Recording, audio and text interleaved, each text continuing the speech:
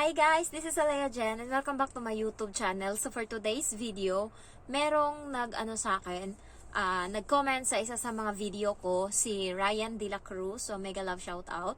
So ang tanong niya po is paano daw kapag may utang dito sa Hong Kong and na-terminate or umuwi ng Pinas? Hahabulin daw ba ng bangko dito sa Hong Kong? So may tendency guys kasi nga kapag yung address na binigay mo sa yung kontrata is same sa na-address mo sa bahay, may magpapadala ng sulat sa iyo doon. Merong idadaan mo na nila sa barangay yung sulat na may utang ka dito. Papadalhan ka ng sulat and then pag hindi ka pa pumunta, yung barangay naman yung magbibigay sa iyo sa bahay. So lahat ng mga kapitbahay mo is makakaalam na may utang ka dito sa Hong Kong. And hindi lang sila titigil sa pagpapadala ng sulat. Kakausapin ka nila mismo, maghaharap kayo sa barangay. Meron silang collector sa Pinas na ayun, anuhin ka doon, nangaragin ka nila. Pero tatanungin ka nila kung kailan ka magbabayad, ganun. Hindi naman wala namang nakukulong sa pag-uutang. Pero yun nga lang, mapapahiya ka talaga kapag alam na yun, kapag nasa Manila ka and then lahat ng mga kapitbahay mo nakakaalam na may utang yan sa Hong Kong, laki ng pera. So mahiya ka talaga, marami, hindi ka nila titigilan kakapadala ng sulat. So ako medyo kapag hindi ako nagbayad ng utang, hindi nila ako matitrace. Kasi yung yung address ko sa Pilipinas is sa Manila. Kahit dito sa sa kontrata ko Manila, kung saan ako nakatira dati. And hanggang ngayon nandun pa rin naman yung kapatid ko, doon pa rin nakatira. And ayun, doon sila magbabagsak ng sulat, pero kasi wala na ako doon. So yung pinaka-address ko talaga na sa Negros is hindi ko sinulat sa kontrata. So hindi na ako mahahabol ng bangko kapag ganun, hindi na ako nagbayad. Pero ang kasi doon is karma. So, hindi mo masasabi, ang karma is digital na ngayon. Ako guys, nangutang ako dati sa Globe. Pa lang ako noon? 18 years old. First trabaho ko sa mall. So, yun yung kasagsagan ng pautang sa Globe na cellphone na may kasamang libre na load, ganyan, ganyan. So, 499 yung kinuha ko na tawag nito na plan. Ang kinuha ko na cellphone is Lenovo. Nakalimutan ko na kung anong pero hindi ko siya nabayaran. Nabayaran ko siya 2 beses lang. Una is 499, tas down din ako ng 499. Kaso yung mga sumunod na bill sa akin, hindi ko na kaya, umabot na ng 2,000. So 499 lang yung plan ko, tapos biglang ang laki na ng patong. So parang doon huminto ako kakabayad. So parang pangalawang bayad ko pa lang, tapos yung sumunod na bill, ang laki na. So hindi ko na tinuloy. So hindi ako nagbayad. So may utang ako doon na cellphone. Ang nangyari guys is nagamit ko lang yung cellphone ng mga 1 year. Ayan, 1 year lang siya sa akin. Kasi nga ninakaw din siya. Kaya naniniwala ako sa karma. Mabilis bumalik sa akin yung karma. Hindi ko lang alam sa inyo kung mabilis siyang bumalik. Pero sa akin mabilis. Pag may ginawa ako na mali o may ginawa akong kalokohan, bumabalik siya kaagad. Tingnan mo, hindi ako nagbayad, ninakaw siya sa akin. Alam mo yung kahit sa gabi napapanaginipan ko yung cellphone na nagre-ring. Nung time na yun, ang Lenovo na cellphone, sikat ka na kapag may Lenovo ka na cellphone dati. So, nagre-ring siya. Hindi ko lang hindi ko, alam mo yung sa panaginip ko, nagre-ring siya, katabi ko lang siya, pero ninakaw siya sa akin sa bus. Nung time na yun, kasama ko yung boyfriend ko, and yung Nova na bus, ayan. So, tayuan, tapos biglang merong mga lalaki na nandun. Uso kasi dati nung hindi pa si Duterte yung yung presidente nung time na yun, talamak yung magnanakaw sa bus, lalo yung mga hindi DR ko na bus. So ngayon nakatayo kami lahat, tas may mga nakaupo na lalaki, tas sabi ngayon ng isang lalaki, dito ka na umupo. Di umupo ako, tapos nasa bulsa ko yung yung cellphone, tas sinigawan niya ako, sabi niya, hindi, ikaw yung pinapaupo ko. So, syempre, ang daming tao, mapapahiya ka talaga. Tapos, naghiwalay kami ng boyfriend ko. Doon siya sa kabila pumunta. Dito ako sa kabila. So, ngayon, wala na yung cellphone. Tapos, sinabi ko sa boyfriend ko, nasa yung cellphone ko? Kasi pinagtitinginan ako ng mga tao. Tapos, sabi kasi sa akin na lalaki, hindi, ikaw yung pinapaupo ko. So, tumayo ako ngayon. And then, wala. Parang nahiya ako na ang daming tao nakatingin. Hindi ko alam. Tapos, ayun. Sabi niya, tayo, dito ka na. Sabi niya doon sa isa. Tapos, parang yumuko ako. Hindi ko na alam kung ano nangyari. Pero yung mga tao is tumitingin sa akin na parang may sinasabi. Sabi ko, parang may mali. Tapos, nawakan ko yung bulsa ko. Wala na yung cellphone ko. Tinawag ko yung boyfriend ko. Nasa yung cellphone ko? Tingnan mo sa bag. Sabi niya, wala. Tapos ayun, wala talaga. Tapos tinawagan namin, tumatakbo yung lalaki. Sabi ko, yung cellphone ko pakibalik naman. Kasi nga napansin ko kaagad, nag-go lang yung sasakyan, ay yung bus, kaya hindi namin nahabol. Pero nung pagkababa niya is, napansin ko kaagad na nawala yung cellphone kasi pinagtitinginan ako ng mga tao. Kaso nga lang, nakago na yung bus, hindi ko na mahabol. Hindi ko na talaga. Tapos nung pagbaba ko, tinatawagan ko, tumatakbo siya. Sabi niya, hindi te, hiniram ko to, saglit lang ibabalik ko dyan. Pero wala na. Tapos sa susunod, patay na. So, kaya naniniwala ako sa karma. Kasi nga, nangyayari sa akin yan. Pag gumagawa ako ng kalokohan, bumabalik siya. Kaya ayoko. Kaya awa ng Diyos guys, kakabayad ko lang ngayon ng utang ko sa Prime tsaka sa HS Bank. And meron na lang akong natirang 2 months sa Prime. Awa ng Diyos. Yun yung pinakamalaki ko na utang. Ano yun siya? 29, 2894. So 6 na lang para mag 29. So yun yung pinakamalaki kong utang. Halos sobra sa kalahati yung nandoon. Kaya matatapos ko na siya. 2 months na lang. Parang yun yung motivation ko. Matatapos ko na. And yung HS ko, meron pang natirang nagbayad ako ngayon. So meron pa natirang 4 months. 4 months ata. Or 3 months. 3 months na lang natira. Ayan. So, yun. Konti na lang. So, dun ako lumalakas yung loob. Kasi nga, kapag alam mo sa sarili mong wala kang ginagawang kalokohan or wala kang inagrabyado na tao, mas smooth lang yung buhay. Pero pag yun nga, may ganyan, may tinakbuhan ka, hindi mo malaman-laman, may aberya na mangyayari. May karma talaga. Totoo yung karma. Naniniwala ako dyan. So, hindi ka nga mahahabol, pero yun lang, konsensya mo, and masarap talaga kapag nabayaran mo kasi makakaulit ka. Alam mo yung may tiwala sa'yo yung mga tao, yan, madaling makuha, mahirap makuha yung tiwala, pero pagka inalagaan mo naman yun, makakabalik ka anytime. Alam nyo ba guys, yung Shopee ko, kung magkano yung pautang nila sa akin dyan ngayon, 70,000 or 60,000, Shopee Pay ko. Yan, ganyan kalaki, S-loan pala, sorry, Shopee loan. Nasa siya, 60 or 70,000. Tapos yung G-loan ko, yung pautang nila sa akin, 58,000 or 60,000. Ganun kalaki. And then yung Shopee Later, yung parang pautang na mga goods doon, pwede kang bumili, tas escalator yung ibabayad mo. Nasa 50,000 din yung pautang sa akin.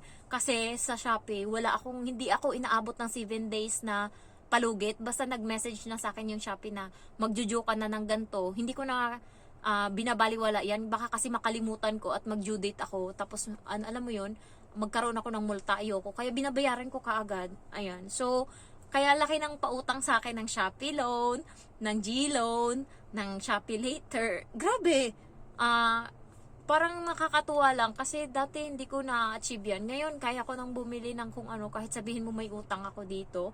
Thankful pa rin ako kasi kahit papano, unti-unti ko nang nabibili yung mga hanas ko sa buhay. So, okay na naman kami ngayon. And kasama ko yung isa kong subscriber, si Dindin. So, dalawa kaming nag-ukay-ukay ngayong araw. And, ang dami naming nabili. Nakakuha siya ng headset. And 40 yung price. Natawad niya ng 30 na lang, tinawad namin. So, pakita ko sa inyo yung nakuha ko. Hanas lang to. Kanin, ayan, nagsaing ako kagabi, so may tira. And pag bumibili pala ako sa KFC guys, binibili ko yung 2-piece chicken, tas parang 2 rice, ang dami. Tapos yung isang chicken nun, kinakain ko yung isa, tinatabi ko para pag uwi mamaya. Tapos nagti-take out na lang ako ng ng nuggets or na parang kasama ng chicken. So, eto guys is mini fan. Ayan, so 40 ko siya nabili. Sabi ni Dindin, yung subscriber ko, maganda daw to. So, 40 Hong Kong dollar ko siya. Kasi kailangan ko to pag uuwi ng Pinas, mainit doon. And sasama yung AFAM ko sa pag-uwi. So, hindi niya kaya yung init doon. Next is laruan. Tinawanan nga ako ni Dindin ng subscriber ko. Bakit bumibili ako ng mga ganto-ganto? Laruan siya ng pambata. Siyempre, pag uwi mo, baka may makita ako dong batang babae, bigay ko to. So, depende. Gano'n naman talaga yung ko. Tapos ito, laruan din, yung parang liar. Ayan. So, kumuha din ako. And then, eto, pantalon siya. Mahilig ako sa pink na pantalon. 10 lang to. Ayan. So, pambahay siguro. Kung hindi to, pambahay. Ayan. Next is, itong, warmer. Yung sa loob niya is, ayan, cotton. So, mag-high kasi ako sa Chinese New Year. And, kailangan ko to kasi nga yung, yung suot ko na pants is manipis. So, kailangan ko to. Next is, bra. So, ano to? Pang-hike na bra ba to? Ayan. So, ano siya? 5 Hong Kong dollar. Yung warmer pala tsaka yung pantalon, 10 Hong Kong dollar. So, ito din. Ayan. So, ito, Zara siya na ano, na pantalon. Yung malaki yung baba. Baggy pants ba tawag dun? Hindi ko lang alam. Ayan, Zara to. Ayan. Katela siya nung isa kong pantalon na Zara na doon ko talaga sa Zara binili. And eto, ang cute lang guys. Alam mo yung mahilig ako sa mga anik-anik.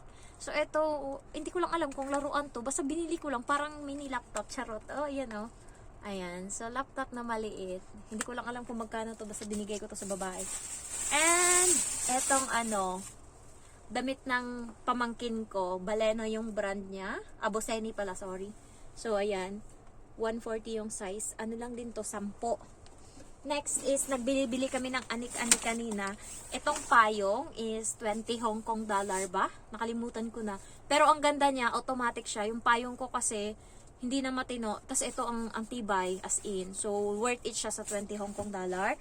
And ito, pang ano siya guys, pang lagayan mo siya ng mga sealed na mga katulad nito. Dito ko nilalagay yung sombrero ko and towel ko para pag lumalabas ako. Pero ngayon dito lang ako, hindi ko dinala. Ayan, so ganito siya. Pero yun kasi na brand is IKEA. Makapal to siya, maganda tong brand na to. Next is ito daw is, gusto ko ng ano, ng salon pa. So ito daw, maanghang daw to. Kasi masakit yung likod ko dito banda oh. Alam mo yung parang tinutusok siya sa sobrang sakit. So bumili akong dalawa. Para doon. Tinanong ko yung matanda na ano kanina, domestic helper din. So, sabi ko, te, ano ba to? Salon pass ba to? Sabi niya, oh, ginagamit ko yan, maganda. Tag 6 lang tong isa. Ayan, so bumili ako. Sa Momo na parang shop ko siya binili. Napakamura dun lahat. Ito pala yung sinasabi ko sa inyo na, ito, nandito yung nuggets, chicken nuggets, tsaka fried chicken na sobra ko kanina. And, ayun, ulam dun sa kanin ko. Ayan, pakita ko na sa inyo lahat. And, meron kaming Pinay na nakasama dun kanina. Nagpipili-pili ako ng ano, ng shave. So, nakakuha na ako kulay pink. So, ang price nun is 4 Hong Kong dollar. And then, kinausap niya ako na maghati daw kami. Etong shave na to, 6. 5 yung laman. So, 3 akin, 2 kanya. So, naghati kami. Ito, 6 Hong Kong dollar yung price niya. So, binigay ko sa kanya 4 Hong Kong dollar. So, bali ito, yung price niya is 4 Hong Kong dollar, 3 shave. Kasi nga, nakisuyo siya na maghati kami. Kasi, kaka-terminate niya lang sa amo niya kagahapon ata. And, ayun, wala siyang pera. So, mag-sideline daw siya ngayon doon sa Central kung sino magpapalinis ng paa, ganyan-ganyan. Kaya, nagbili siya kanina ng kung mga ano-anong mga kailangan niya para daan. And this one, guys, is perfume. Katulad siya nito. So, nag-iipon ako pag uwi. So, nakabili kami, 8 Hong Kong dollar lang po. Ayan. So, si Din kanina, kinuha niya tong blue kasi nga nag-iisa na lang. Bestseller nila yung blue. So, ang bango nito, kaya dinampot ko na kaagad kanina yung blue na naiwan. Kasi nga, yung babae na Chinese is nag-amoy-amoy. And gusto niyang kunin, eto siya. Gusto niyang kunin yung blue kasi nakuha ko na yung isang natira. So, tester yung inaamoy-amoy niya. Tapos nung nagustuhan niya, wala na yung blue, nasa akin na. And sinabihan niya yung nagbebenta na gusto niya daw ng blue kasi wala na. Mabango siya. Kaya gusto ko, mabango. Ayan. So, 8 Hong Kong dollar lang to. Piliin nyo lang yung mabango na amoy. So, ito yung blue. So, papamigay ko to sa ano ko, sa mga close ko doon sa Pinas. Yung, alam mo yung mga kaibigan or mga may magandang nagawa sa akin nung nandun ako. Ganyan. So, 4 na yung nandito sa akin. Purple. Ito mabango din to, sabi ni Din. Tapos ito. Tapos itong green. Ayan. So, binili ko na para may pagpilian yung mga nandoon kung ano yung bet nila na amoy. So, yan lang yung nabili ko so far. Ayan. So, yan yung nabili ko ngayong araw. So, ganyan ako. Mahilig ako mag nasa-satisfy na ako dito sa Shamshoy po. Ikot-ikot lang. Ikot-ikot namin. Si Din, mas madaming nabili yun, subscriber ko. Sabi niya nga, sulit daw yung niya, yung day off niya. Tapos may maganda pa siyang nakuha kanina na winter clothes na gusto ko sana isuot sa Disney. Pero naunahan niya ako. Ganda-ganda nun. So, meron ding maganda doon. Kaso hindi lang malaki yung dede ko. Gusto ko ako nakakuha. Tapos hindi kasya sa akin. So, siya ngayon yung kumuha nun. Sabi niya, Hindi naman kasya sa'yo, wala kang dede. So, sa akin na lang. So, yun, napunta sa kanya yung gusto ko. So, marami ditong hanas-hanas yung samsoy ko. Dito pa lang, ano ka na busog ka na. Alam nyo ba guys, nakaupo kami kanina sa Shamshoy po Exit C2. And maraming matatanda na tumitingin. Sabi namin, bakit kaya? Alam mo yung may iba, dinidilaan pa yung isang, yung isang lalaki, dinidilaan yung subscriber ko, si Dindin. Gumaganon-ganon yung lalaki. Tapos pagtingin namin sa likod, may dalawang Pinay na pukpukita na nagpapaganon-ganon na doon sa matanda na Chinese. Kaya pala hindi kami ginagalang. Kasi nga, marami din palang Pinay dito na ganon yung ginagawa. So, yun, magpapa-booking na siguro yun. Kasi nakikipaglandian na doon sa matanda Ay, kaya nadadama yung mga matitino dito sa Hong Kong dahil sa mga kalokohan ng iba. So, mag-ingat kayo sa mga ganyan, lalo yung mga Indian, iwasan nyo yan sila kasi nga walang itutulong na mabuti. Nandito tayo para magtrabaho. Okay? So, thank you for watching and I love you all. Bye-bye! Mwah!